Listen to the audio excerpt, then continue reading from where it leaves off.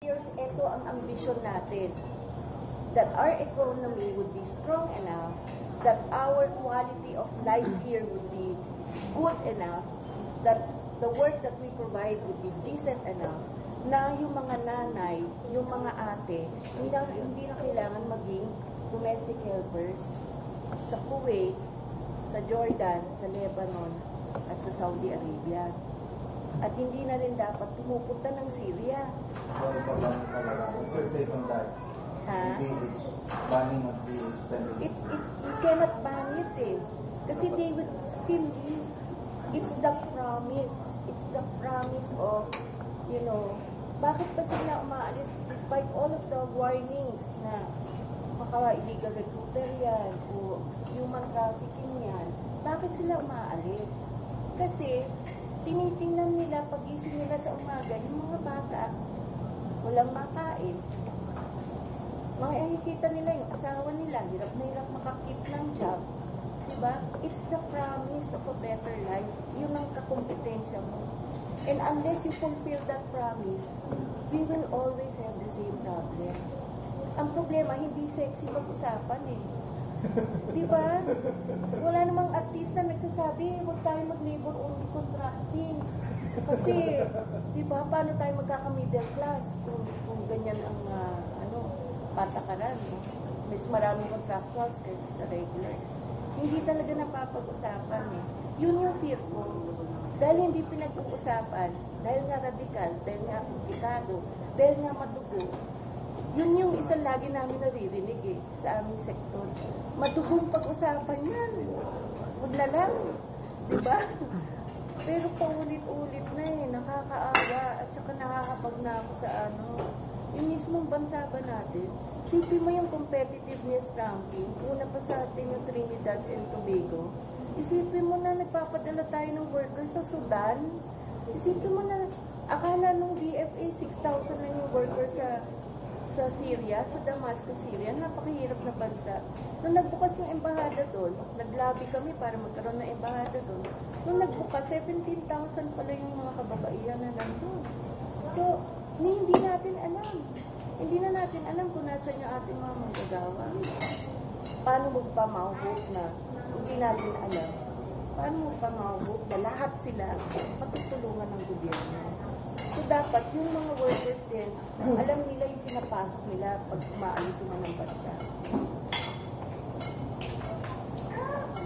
Nabanggit niyo po yung pagiging radical nung yung idea mo yung pag-tackle dun sa contract review. Paano nyo po plano i-overcome yung hurdle na yun? Kasi matagal na na-issue yun, hindi nga napag-uusapan, perhaps dahil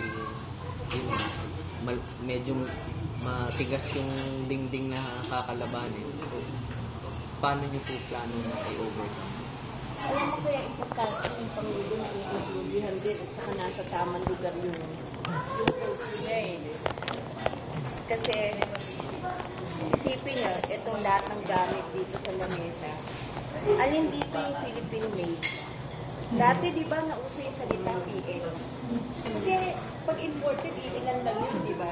So dadayo ka pa, pupunta ka pa ng Cartimar para makabili ka ng, di ba yung potato chips na PX, ewan ko kung nakakita niyo yun.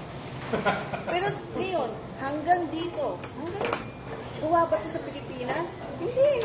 Wala naman tayo pinuproduce eh. Kaya ang karamihan ng trabaho natin, nandun sa service sector. Eh ano ba yung pinaka-expendable na trabaho? Yung nasa sales, yung nasa marketing. Kasi wala kang produkto na buo. Wala kang technology na sinasagupa. Diba? Talkies lang yung nasa practice ka ng hotel. Diba?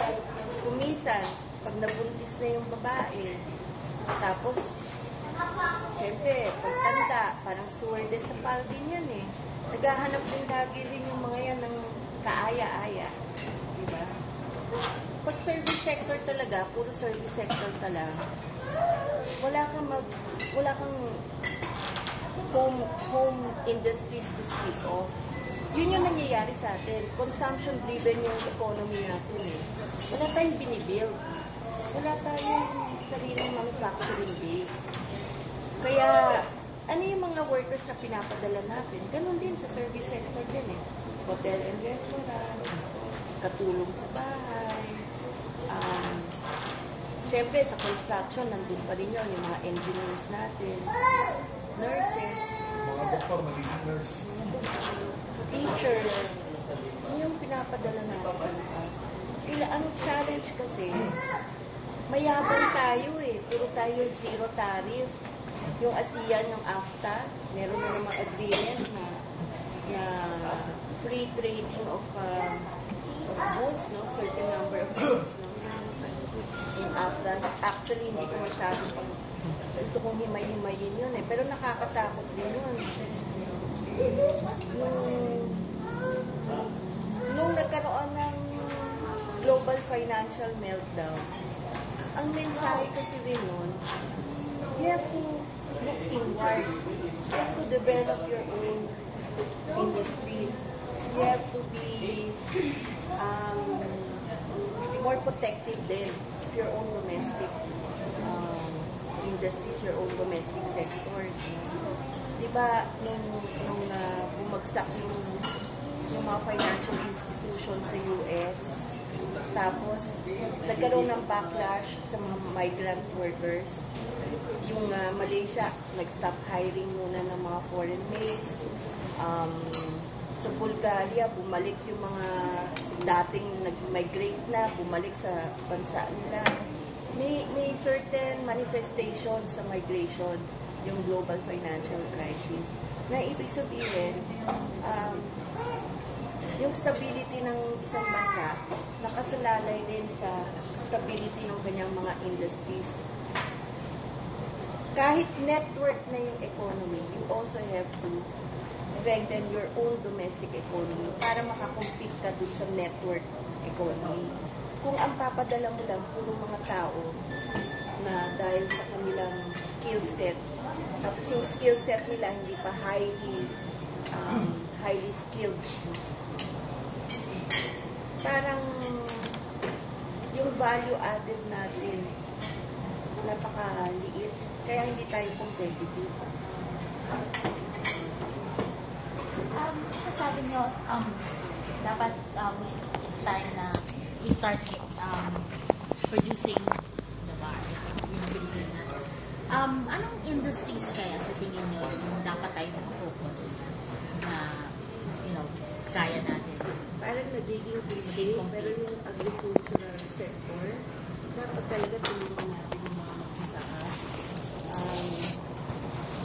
Ilan yung magbiyabiyahe ako, makikita ko yung palay na nasa kalye. Wala man lang solar dryer. Problema, may governance problems din tayo kasi yung dapat mapunta doon, hindi naman napupunta. So, yun, agriculture, i-develop talaga yung Mindanao, buhusan yun ng resources. Kasi Mindanao, yung climate niya medyo relatively stable, no?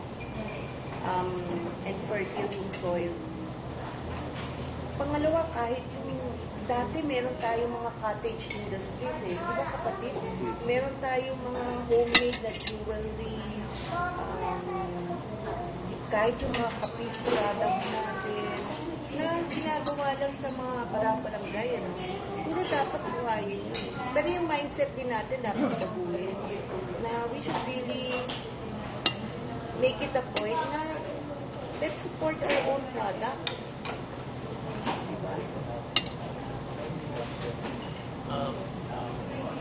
Speaking of that, yung mga industry natin, normally meron laging clash between employment security tapos yung employability, especially if you are an aspiring entrepreneur. Minsan, perception ng mga gusto maging entrepreneur, restrictive yung labor because nag-umpisa ka pa lang, backyard industry pa lang to, then gusto mong mag-next step. Kaya lang, meron ka ng mga compliance issues na dapat gawin. Like, katulad yung proposal ni Jinggoy for your tawag sa mga katulong, you should pay your